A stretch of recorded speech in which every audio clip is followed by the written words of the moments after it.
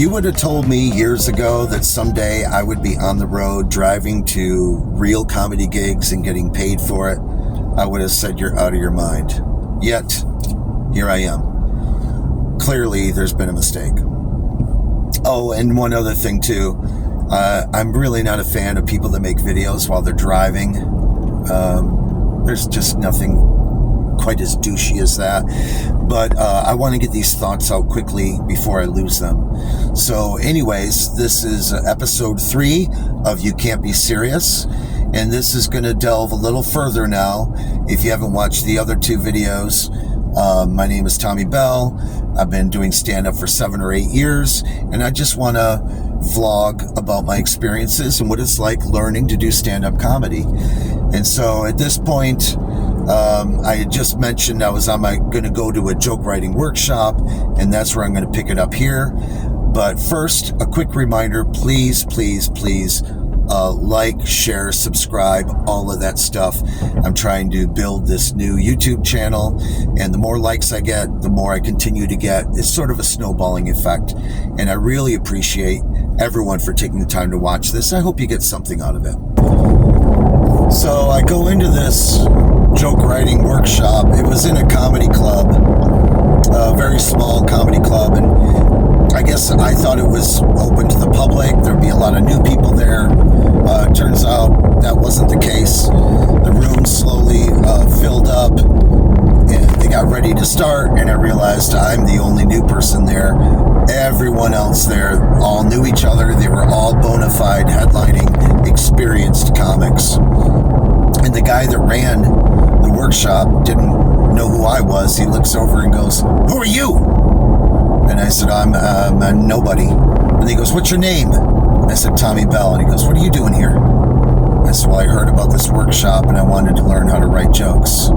He goes, "Oh, okay. Well, tell us a joke." And I said, I don't know how to tell a joke. I mean, that's why I'm here." And he goes, "You got a notebook there. Read us a joke." So I opened up the notebook. I started to read a joke, and he goes, "Not there. Get up on the stage." So I go up on the stage. I'm shaking like a leaf. And I think my first joke was, I've been on the Slim Fast diet. And Slim Fast has a slogan, "Lose weight, feel great." But I believe in truth in advertising. I think their slogan should be, "Lose weight, have a lot of diarrhea." And the joke went on and on and on. You don't want to be wearing white pants when you're on Slim Fast, believe me. There's a lot of stuff like that in it. And, it was hacky and lame, but there was enough meat on the bone. They saw promise in me, and they were very encouraging, and they invited me back, and they welcomed me into their workshop. And really, I owe them a lot. That was a big help getting started. Timing is so important in comedy, and it just seemed like things kept lining up for me one after another.